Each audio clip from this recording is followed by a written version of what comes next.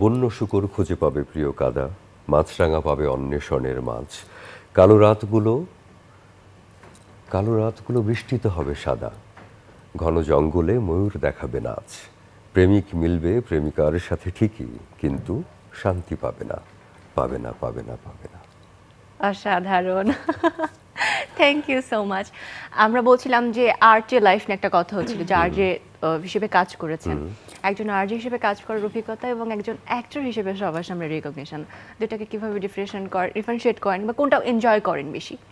দুটোই, দুই মাধ্যম।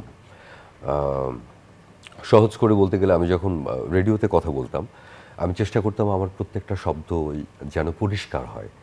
আমি যখন অভিনয় করি, আমি চেষ্টা করি যে ওই ক্যারেক্টারটা যেভাবে কথা বলবে সেভাবে কথা বলতে। ওই ক্যারেক্টারটা হয়তো স্পষ্ট করে কথা বলে না, তার হয়তো টেল ড্রপ হয়, সে হয়তো ফাম্বল করে।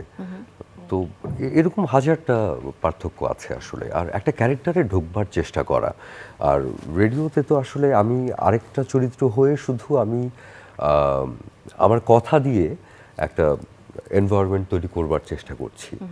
আর এখানে অ্যাক্টিংটা শুধু আমি একা নই, তো আরও অনেক কিছু সংমিশ্রণ, যেখানে আমার কো অ্যাক্টর অ্যাক্ট্রেস আছেন, তাদের অ্যাকশন রিয়াকশনস আছে, ক্যামেরা একটা ভাষা, ডিরেক্টর আছেন, সো আরও অনেক কিছু মিলিয়ে।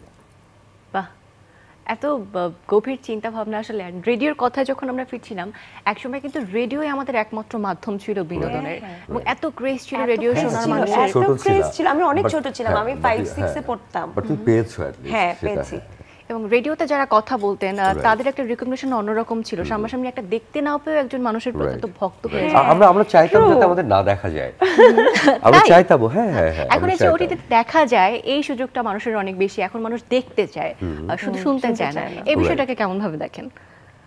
না, ওই যে মানুষের ব্যবহারিক জীবনে মানুষের কমিউনিকেশনের ওয়ে বদলে গেছে। আমাদের সবকিছু এখন স্ক্রিনে বন্দী, এবং খুব ব্যক্তিগত জায়গার স্ক্রিনে বন্দী। তো এখন মানুষের দৃষ্টিকে অনেক বেশি আমাদেরকে আটকে ফেলতে হয়েছে, শুধু শ্রবণ নয়।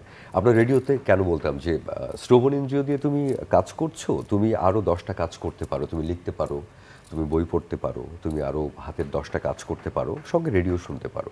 মাধ্যমটা এমন ছিল।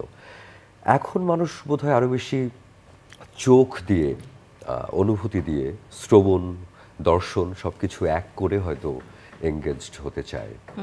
সেটা একটা কারণ হতে পারে যে মানুষের ব্যবহারিক জীবনে মানুষের প্রত্যাশাই বদলে গেছে। তো মানুষ দেখতে চায়। পার্সোনালি